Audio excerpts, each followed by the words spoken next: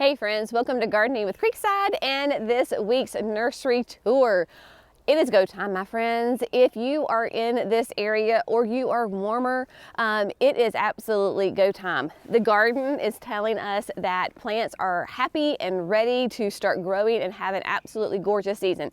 What we're going to do is do our weekly nursery tour. Of course, this is a real-time view of what is growing, blooming, and thriving here at Creekside Nursery in Dallas, North Carolina, a Zone 8A. And so we go through the garden, center, and just show you, give you a real-time inventory of everything that we have here. This is not the video where we go into really explicit plant details and show you tags and all this. This is a great general overview to show you what you will find when you come here to Creekside Nursery this week. Don't forget, this Saturday, April the 13th, is going to be a big day here at the nursery because, one, we have a food truck. The name of the food truck is Another Food Truck. So Another Food Truck is going to be here so you can shop and you can eat. And then of course, the one, the only Mr. Greg Mewald, who is the owner of Power Planter Augers that we use and love every time we're in the garden. He is going to be here all the way from Illinois to lead a free workshop here at the garden center that you can come. It will be at 10 a.m.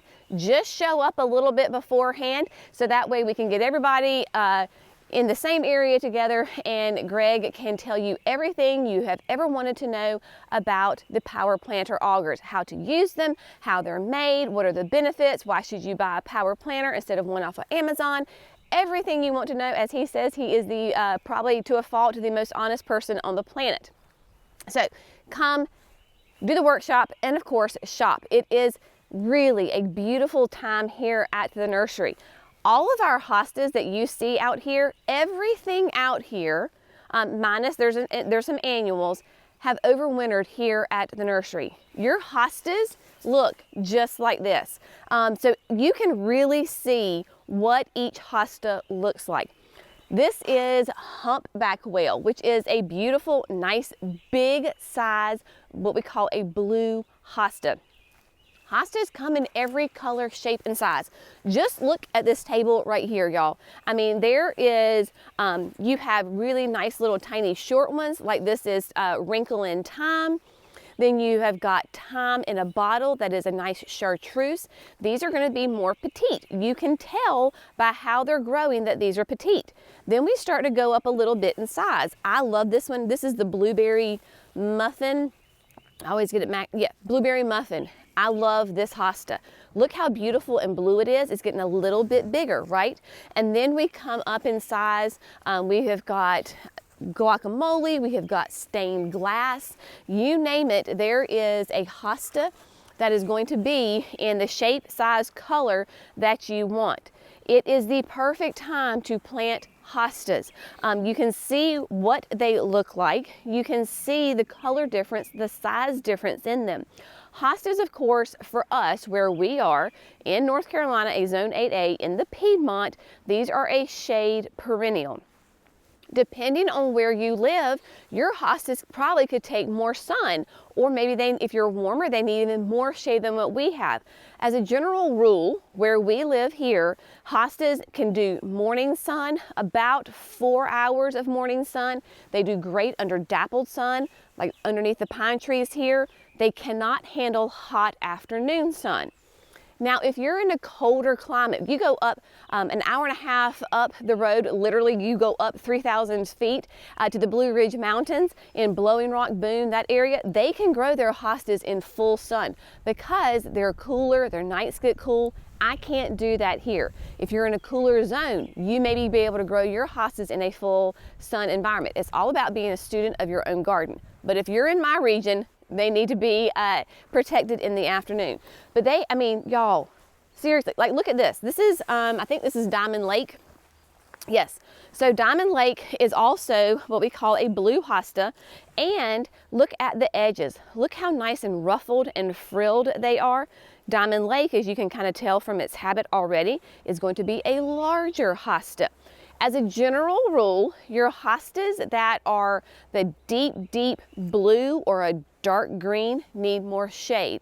The lighter the hosta, the more chartreuse in the color, the more sun they can take. So that's just kind of a guideline for you. My personal favorite thing, or one of them, as a gardener going through in my shade garden, is that with hostas, you can have as much fun as you possibly want. You can mix and match. This is Empress Wu. Empress Wu is also going to be a nice large hosta. You could have one Empress Wu. You could have one Diamond Lake. You could have one Blueberry Muffin or one Wrinkle in Time. You don't have to be super balanced and matchy-matchy.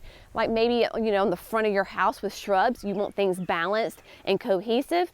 In a woodland garden, you can have fun and literally pick, I like one of these, I like one of these, and you put them together according to kind of how their heights are in your garden, and it is stunning. Now, going along with that, we're really going to focus on things that are blooming and thriving and are in season right now.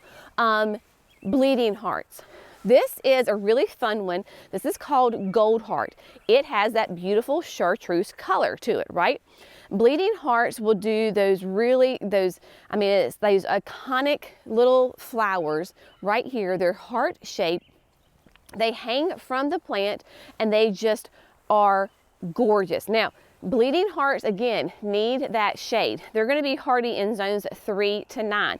If you're in zone 3, I'm sure you could probably put this thing in full sun. If you're in zone 9, you're going to want to put it in a lot of shade.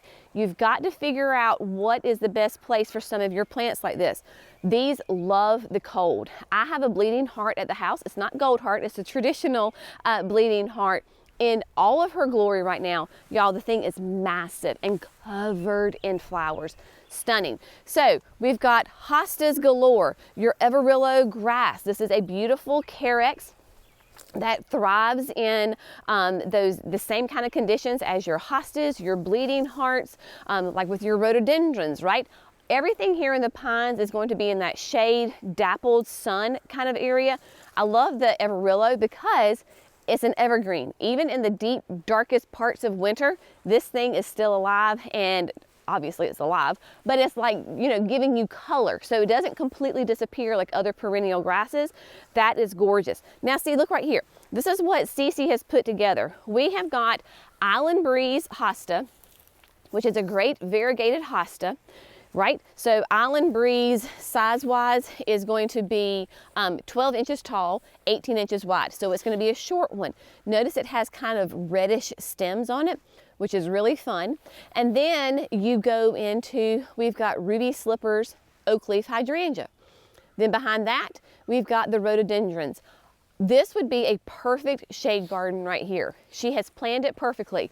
Low perennials give you a nice color contrast with that Ruby Slippers, and then you go up to the rhododendron. That's a nice different texture than the oak leaf, and it's an evergreen. This is a perfect pairing for the shade garden.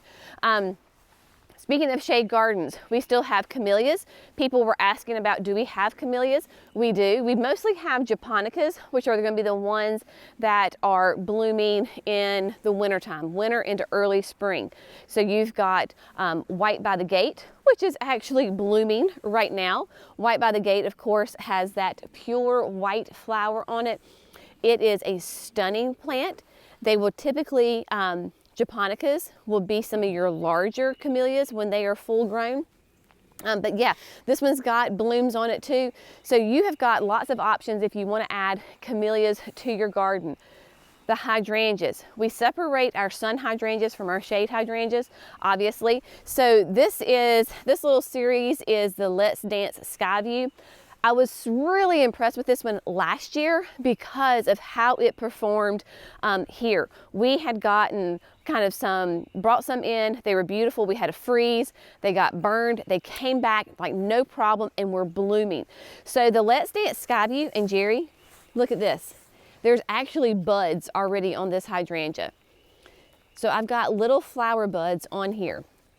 That's my issue sometimes with macrophylla hydrangeas, is that if you get a late freeze, they're done. You're not going to get any blooms. Yes, it's green and it's gorgeous, but you don't get any flowers. as the genetics improve, as the breeding improves at Spring Meadow Nursery, the home of the Color Choice Shrubs, they really are trying to get re-blooming hydrangeas. So Let's Dance Skyview is going to be that typical what you think of a hydrangea, the mop head. It is hardy in zones 4 to 9, extremely adaptable, and it's 2 to 3 tall, 2 to 4 wide, and it is a repeat bloomer. If you cannot prune it, that would be the perfect scenario to it, but just gorgeous colors. It is pH dependent, meaning if you're like me and you have more acidic soil, you're going to be in the blue range. If you're more alkaline, you're going to have more pink flowers. So it's going to depend, the color depends on what your soil pH is. So those, I mean, we've got tons of different options for you. Just come look at these hostas. I mean, I know we're talking a lot about hostas right now, but this is what is looking unbelievable. You've got one of the new ones from Proven Winners, Miss America. Look at that one. Isn't that one fun? You've got like a lot really creamy kind of center, and then the edges. We have got some, I love this. This is one we brought in. This is the Captain Kirk hosta. But look at the difference in like the colors here, right?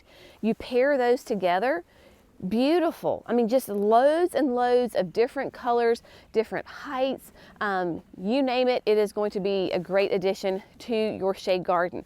I have had great success. My mama, who basically lives under, like her yard is just like this, she has had great success with hostas in containers. So think outside the box, right? Maybe you have an area under a tree that's really shaded and you can't plant there because of all the tree roots.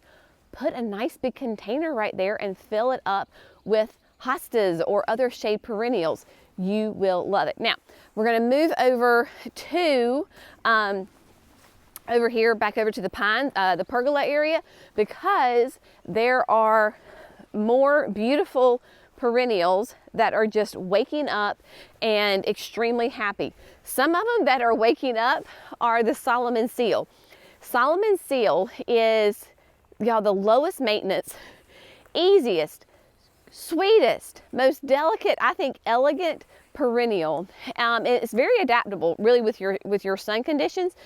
At the house, mine get morning sun and then they're in the shade in the afternoon. Here at the nursery, it's in the shade all day until the late hot afternoon sun, and they do great. So they do what we call colonize, and you can see it right here. I planted these Solomon seal, oh gosh, a couple of years ago as a test because these really get hot afternoon sun, not on irrigation. Look how they have spread. It is not an invasive spreading. They almost like irises. They'll send out very superficial tubers across, and then they just, like I said, they colonize. So this is just unbelievable. It is beautiful. One of my favorite pictures of Emily, who is now 19, is when we had her this time of year. She was probably not even a year old. She was sitting up though, sitting in front of the Solomon seal, and it was the sweetest little picture.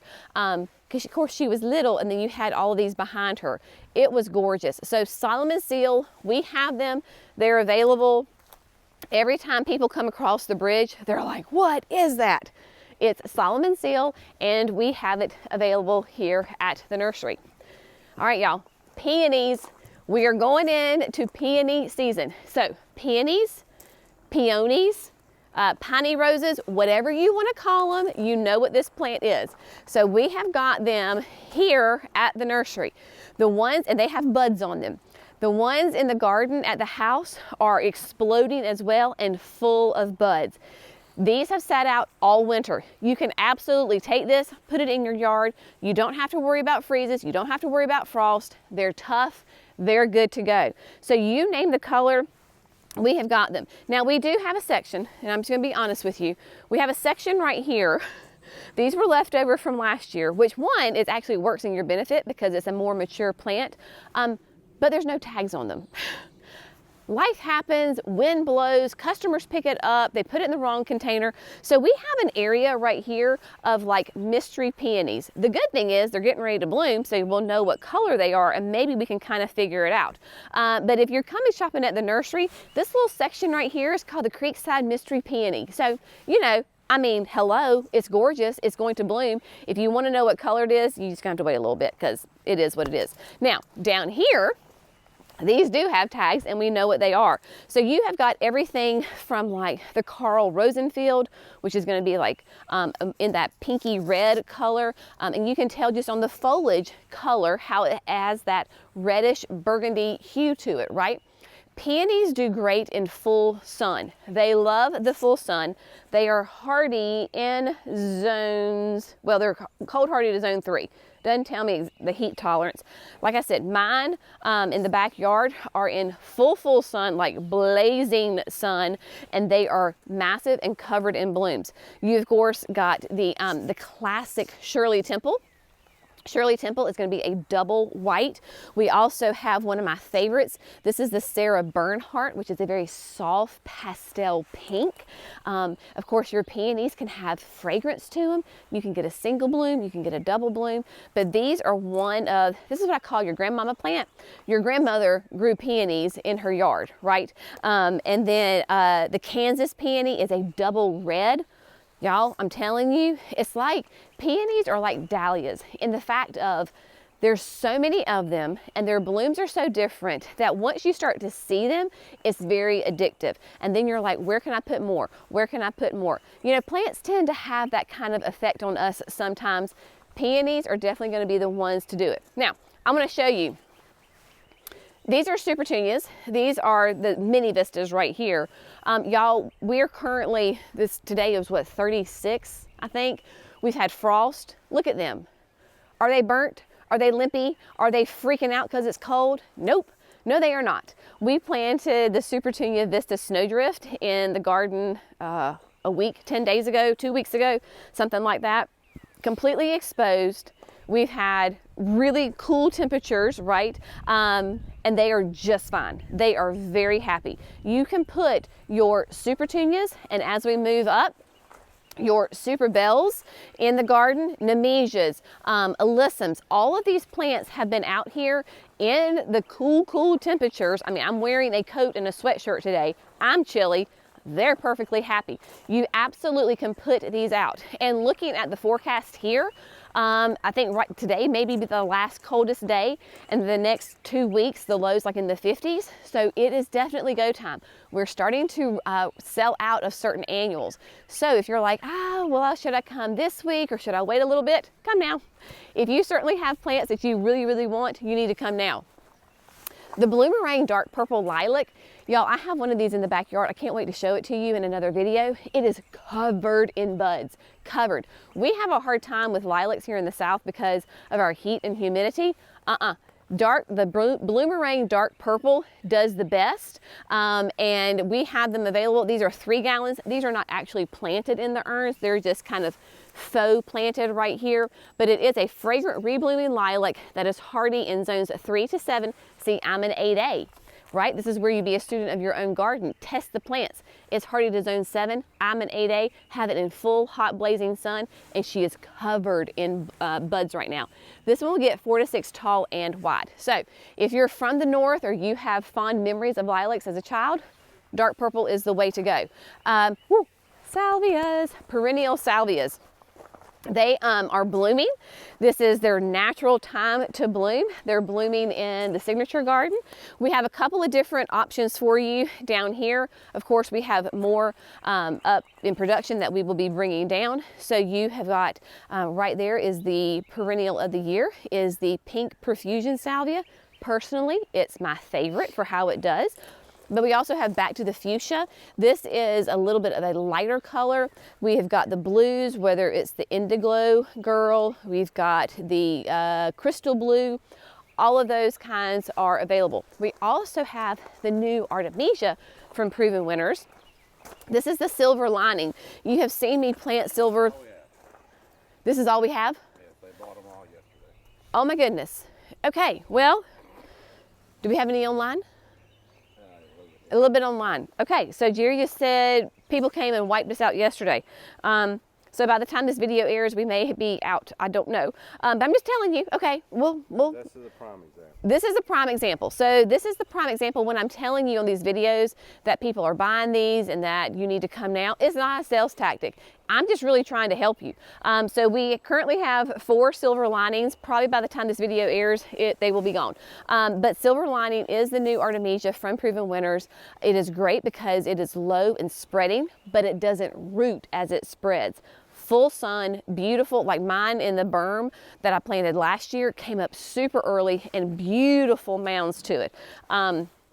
So I guess whoever's coming to the nursery today, they're the lucky winners on that as well. There was some. They were buying it yesterday. Buying it yesterday like crazy, he said. I'm trying to figure out what this plant is because it looks very happy. Oh, the Veronicas. Yes. So Veronicas, another beautiful plant, and these are very happy plants. Veronicas somewhat remind me of like Salvias in their flowers are very spiky. They're very upright. So we have the Wizard of Oz, we have Ever After, and Pink Potion. These are ones that we were growing this year that are, they're great, right? Now, it is also Clematis season. Clematis, Clematis, tomato, Grace and gardening. We do not need pronunciation police, my friends. So it just depends on where you live in the country is how you say certain plant names. It's okay if somebody says it differently than you. Clematis, Clematis, they are getting ready to explode. We have got a couple of flowers on this one. This is the Bee's Jubilee. Clematis, of course, are great perennial vines that love the sun. Generally speaking, let's see if it tells me my hardiness zone on this. They're cold hardy to zone 4. I don't know what the heat tolerance is. I know that we have no problem in an 8A growing them. But they are a vine that like to attach themselves to things. We had some that were getting a little too close to each other and they intertwined. We had to separate them. So this is great on mailboxes, on fences, on, I have mine on the garden shed with chicken wire. They love the full sun, but they like to have cool feet. That means that if you can plant something around the base of the plant, then they love it. But we have got lots of options for you. So we've got the pinks, we've got the like deep maroons, just a whole different sets of options for you. This is Jack Mani, which is a deep burgundy. It is going to be a little bit of a later bloomer because it's not as full of buds as the Bee's Jubilee. As you go into different plants, they bloom at different times, right? Oh, let's see. Hanging baskets. We are going to be bringing down loads and loads of hanging baskets for you because it is a great time, again, to put out your hanging baskets. These have been out. They have been exposed to cold temperatures. They're happy. They're fine. So we offer basically 3 different styles of hanging baskets for you. So we do what's called a mono basket. This is Bermuda Beach, my friends. I absolutely love this plant. Look at how it is growing. Nice and tight, full of blooms, very vibrant. You see this from a far distance. So this is what we call a monoculture.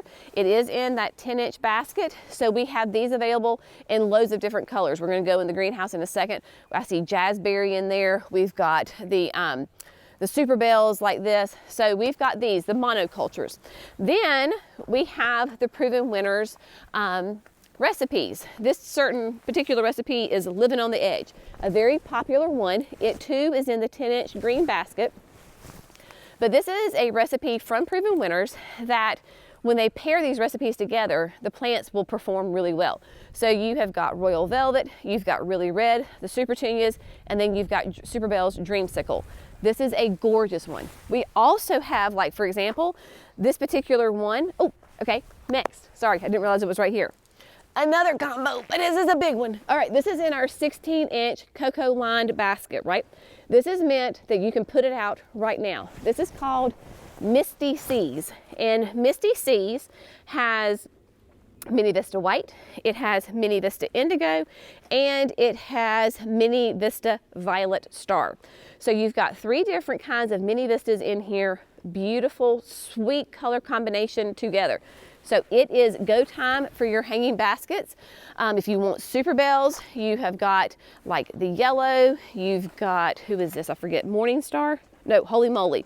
You've got Holy Moly, we've got Dreamsicle, Loads of it.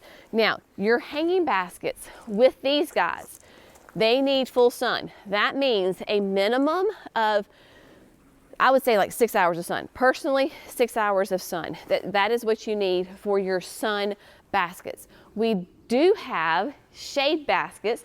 This is the first time, this is our first year doing it. I've been wanting to do it for a while, and this year we finally took the plunge. We have one recipe that is a shade basket. This is called Eclipse of the Sun. Now, how appropriate is that for today? The whole lunar eclipse, people going crazy over this. So you should buy it just because of that. But this is a shade basket, meaning that it needs no more than 4 hours of sun. You've got Rocapuco, Double Impatience, I believe that's tropical shades. You have got the Coleus, the chocolate drop. Look at that, beautiful. And then there is the sweet potato vine that is in there. Once the temperatures get a little warmer, it's really going to take off. So you could hang this as a hanging basket straight away, or one of my favorite things to do is to take the hanging basket out very gently and plant it in a pot, in a container. And you have got an instant full container that is gorgeous. So we do have those as well. The chick charms, people have been asking about the chick charms. We have them.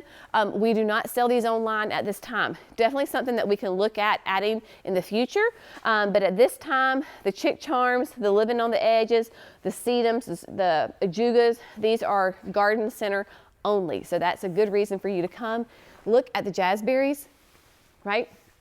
I'm telling you, you can take a hanging basket. You can leave it as a hanging basket, or you can plant it in the landscape if it is a supertunia, which these are, of course. You can put it in a larger pot. It's an instant pop in your garden.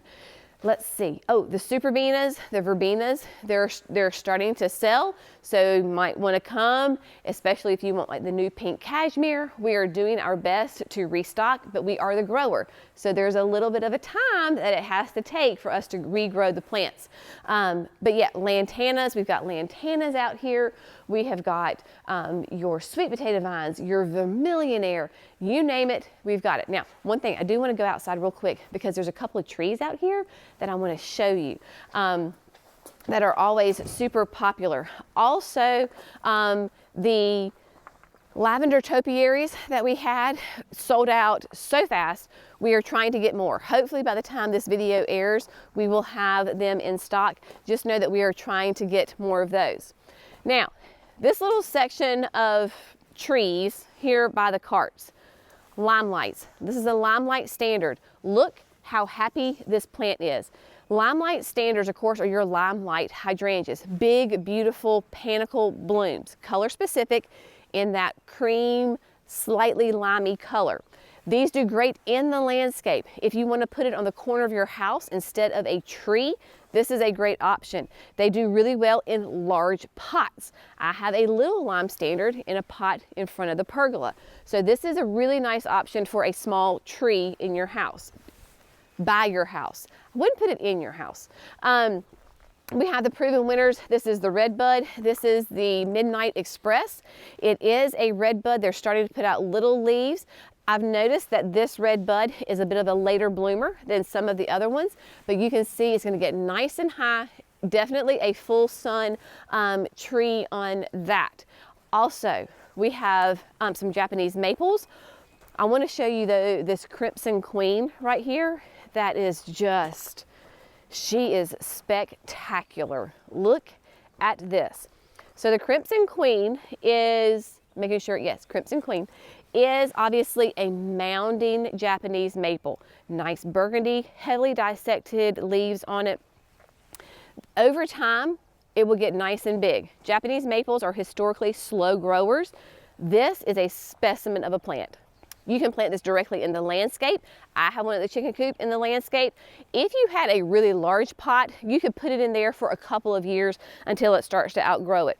But this is a beautiful plant. I would put it more in like filtered sun, morning sun. Try to give it a break in the afternoon. You might see some scorch if it gets full hot afternoon sun here. But there are just loads of options. For the maples, we have got, I know y'all try to help me pronounce this. I don't even know how to say it. Japanese maples. We have got them. We've also got some dogwoods. We have got some river birches. No, elms, all sorts of things, paperbark maples, you name it. Just remember, it is go time here at the nursery, especially if you are in those warmer zones. Look at your average last frost date. If you need to Google it, just Google it and just know that it is definitely time. The early bird gets the worm. So if you really want certain plants, come on out here and get them. Saturday, don't forget Greg at 10 a.m. And then of course, another food truck will be here as well. All right, my friends, that is it for today. As always, we so appreciate you. Thank you for gardening with Creekside, and we'll see you in the next video. Bye, friends.